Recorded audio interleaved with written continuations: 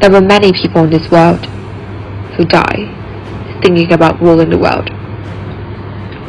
Whether it is Francisco de Victoria, a Spanish lawyer who fantasized of establishing a republican of the whole world, or John Ruskin, a British poet who imagined to uplift all races to the status of British aristocrats, or even Immanuel Kant, who advocates for a world government and perpetual peace. But not many that actually have the will to make it come true. And that man is Cecil Rhodes, whose ideology will exist even after his death.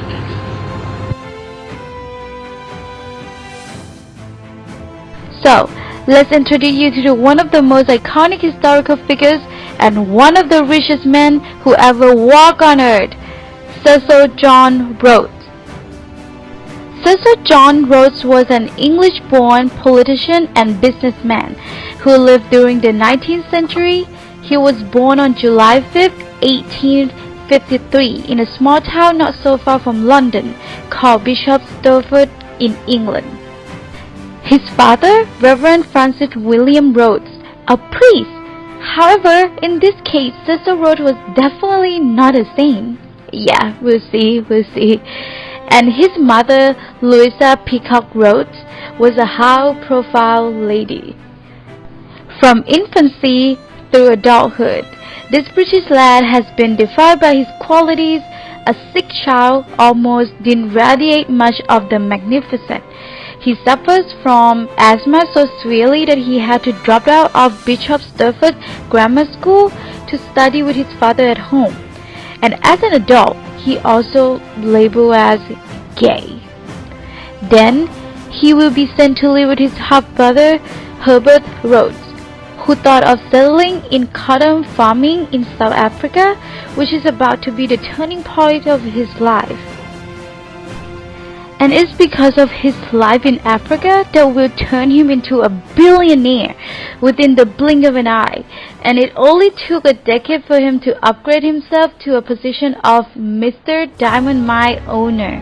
Later, especially while he was isolated from the diamond mining business, he would turn to study at the University of Oxford and meet poets such as John Ruskin, who wants to see the world well-eat, well-income, and have the same civilization as the British nobles. This became the first step in the rise of ambitions to the point of considering taking over the world or establishing a world government, thanks to Ruskin's great influence. Besides that, while studying at university, he was persuaded and invited to join a famous secret organization known as Freemason in England at the time, and later rose to the head of the London branch, where the roles and influences of the Freemason were felt all over the world, and for a long time it could also dominate those in positions of power in politics, business, and the military in both Europe and America. Let's say it's all the way up to today, which this will influence something even more bigger, and we will be talking about it very soon.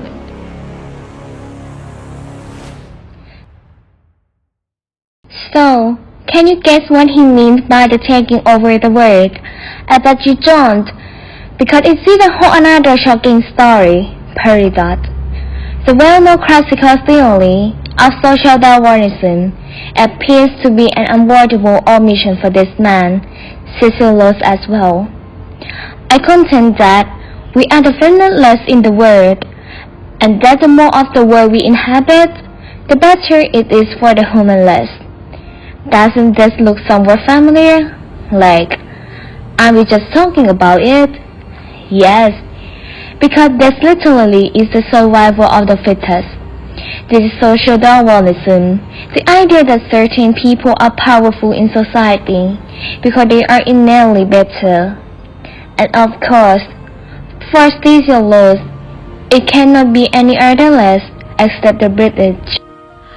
Which does make him question the fact that, since the British are the finite race So why don't the British expand their territory to the extent that they should? Which is the word that he even questioned it out loud in his confession of faith, and said that there is a reason the way the British were not expanding enough territory. That is how sons and sons of the thousands of the baseless got limited for the inherit this world. And perhaps the world will be a better place if that had happened. Jeez, chill out! We are actually limiting our children and perhaps bringing into the world half the human beings we might own to the lack of country for them to inhabit that if we had lived in America, there would at this moment be millions more of English living. How did Rhodes feel about the loss of America to the British? And that obviously got him all emotional about the loss of America. Rhodes felt that a loser and that it was such a shame the way the British lost America. And we can feel that through the way he expressed. Would they have not made without any prejudice a finer country of it than the low-class Irish and German immigrants? This is him, aims directly at America. Since most of the American citizens, at least during the 19th century, were the Irish. Those that were the Puritans, the religious seekers that migrated from Rhodes' beloved superior, Britain Empire, just to find a freedom. And seeing people left probably upset him the most. Anyway, and the German who migrated due to the economic and political instability during 1840s to 1850s. Moreover, Rhodes also stated that owing to 2 or 3 migrants' pighead statement of the last century, at their door lies the blame. Do you ever feel mad? Do you ever feel murderous? I think I do with those men. This is Rhodes' statement that was written in 1877 and mentioned American statesman. This might indirectly refer to American leaders at that time, which were Ulysses Grant and Andrew Johnson. Since during those presidential terms, there were some political and social events that have affected Britain to some extent, such as the case of CSS Alabama and the Finance, who were the Irish in America who called out the Britain to liberate Ireland.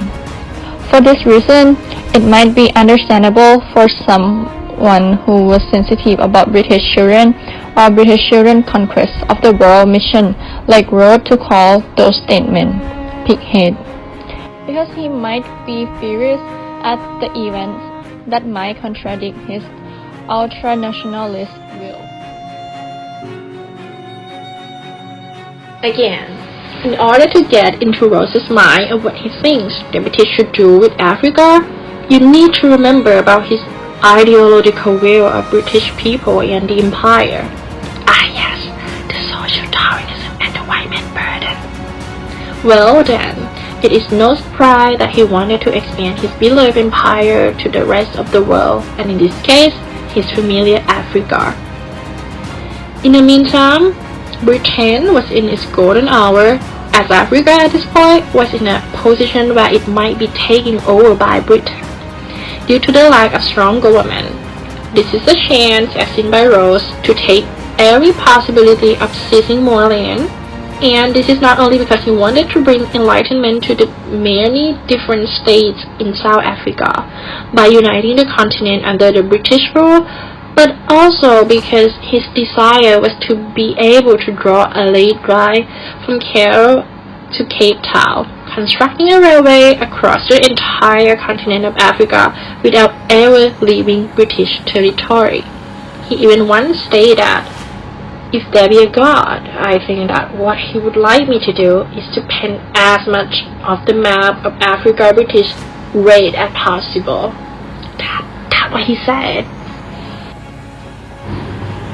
To achieve this goal, Rhodes is aware that he is going to need both massive amounts of funds and great power.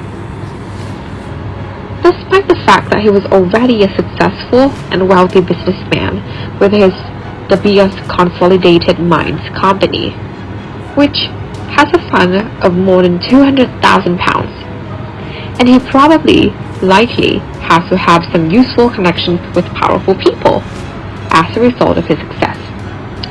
Anyway, he finds a means to gain more power by entering politics, which appears to be a smart plan.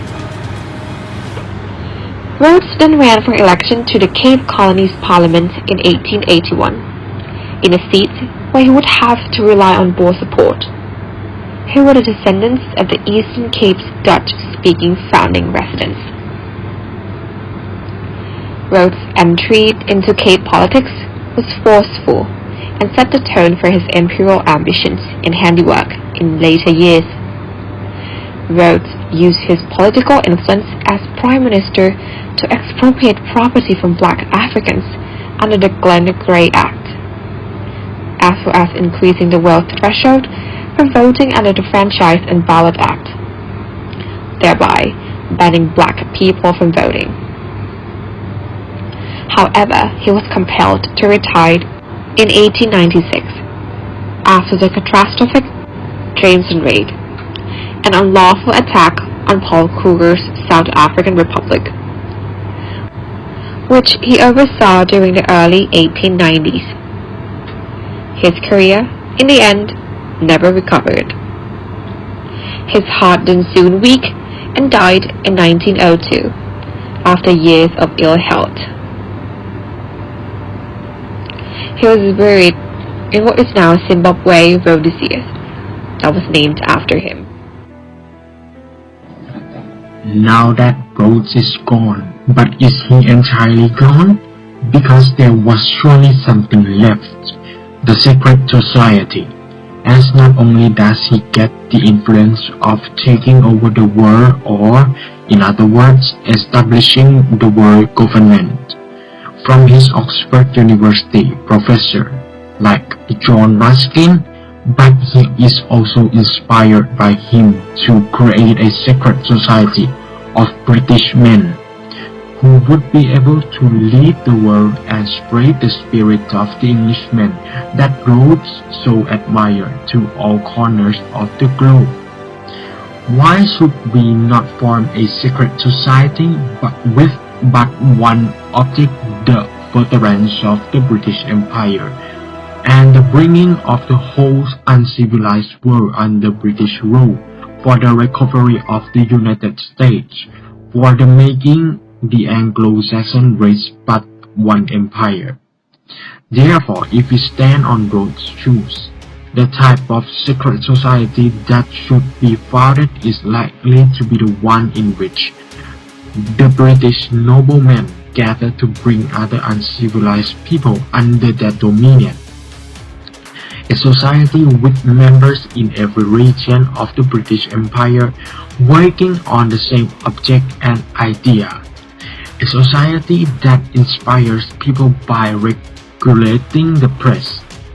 A society that will constantly be looking for members who might buy their position in the world, by their energies progress, the purpose, but the ballot and taste for entrance should be harsh. So, Cecil Rhodes, this crazy rich man, whether he was truly dead or just physically dead or really dead, but the spirit that wants to conquer this world still exists and still haunts people to fulfill his desires. All of them are still up for debate. So, what do you think?